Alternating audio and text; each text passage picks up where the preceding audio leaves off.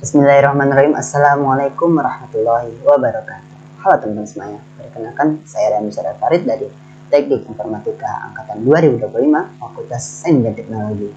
Nah, di sini saya akan melanjutkan penjelasan tentang konsep OOP, yang mana OOP ini adalah Object Oriented Programming. Nah, di program ini bertujuan untuk menjelaskan bagaimana sih konsep dan implementasi dari kelas, state, objek, dan juga behavior. Lalu ada sedikit tambahan baru di sini menggunakan set number server. Nah, langsung saja ya. Di sini saya menggunakan yang pertama kelas restoran, yang kedua ada kelas user. Nah, itu yang pertama dulu. Di kelas restoran ini dilanjutkan atau ada init, ada metode init. Nah, init ini digunakan untuk menginisialisasikan parameter yang kita buat atau atribut yang telah kita buat. Di sini saya menggunakan parameter atau atribut restoranan dan juga cuisine type atau nama restoran dan juga jenis masakannya. Nah, di sini saya menambahkan atribut baru. Nah, seperti saya bilang tadi, di sini ada self number server. Nah, dan nilai defaultnya 0. Ini digunakan untuk menampilkan jumlah pelanggan yang telah dilayani. Nah, lanjut ya. Ke metode kedua ada description, descript restoran. Nah, itu dia. Sini digunakan untuk menampilkan informasi dari restoran.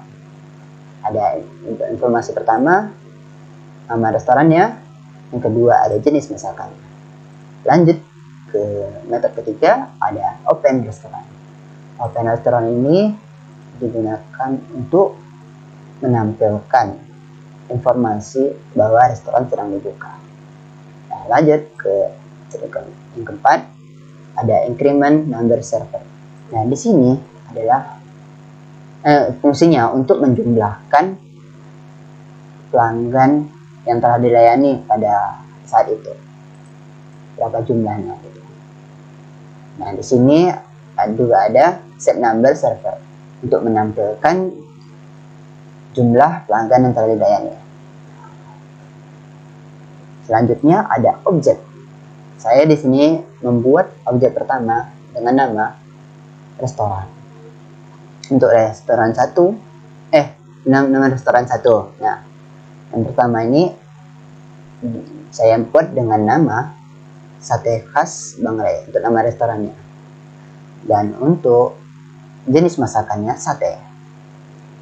Nah, untuk objek kedua ada restoran 2. Nama restorannya nasi padang kita.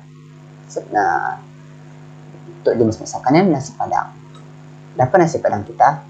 Karena kalau nasi padang orang, restoran orang itu namanya. Lanjut ke objek ketiga. Ada restoran ketiga dan nama restorannya ayam geprek nagih karena enak. Lalu ada jenis masakan ayam geprek. Nah, ini codingan yang telah kita buat. Nah, fungsi-fungsi ini tentulah kita harus menggunakan codingan untuk memanggilnya. Nah, selanjutnya ada codingan untuk memanggil dari fungsi-fungsi yang telah kita buat. Sini ada restoran, descript restoran, dan deskripsi restoran tadi. Lalu kita panggil ucapan kata-kata restoran dibuka tadi. Lalu ada di sini atribut baru, berapa jumlah dari pelanggan yang telah dilayani. Nah, ini saya membuat di restoran 1 ada 50. Dan di restoran keduanya saya membuat 100 pelanggan. Restoran ketiga saya buat 200. Untuk hasilnya seperti ini. Nah, ada nama restoran, jenis masakan, restoran khas Bang Ray sedang dibuka. Berarti informasinya ya. Lalu ada jumlah pelanggan yang telah dilayani. Nah, seperti ini. Next kita lanjut ke kelas user. Sama seperti tadi. Sini menggunakan metode init yang dimana sebagai konstruktor untuk menginisialisasikan parameter kita buat, atribut yang kita buat. Di sini saya menggunakan parameter atau atribut first name, nama awal, lalu ada last name, nama terakhirnya, dan juga email dari user. Nah, di sini kita menambahkan atribut baru juga yang namanya save login items. Nilai defaultnya 0. Nah, ini digunakan untuk menampilkan jumlah login dari user berapa kali. Next, ada description user, sama seperti tadi, untuk menampilkan informasi dari user. Ada yang pertama nama depan, kedua nama belakang, dan yang ketiga ada email. Next, ada grade user.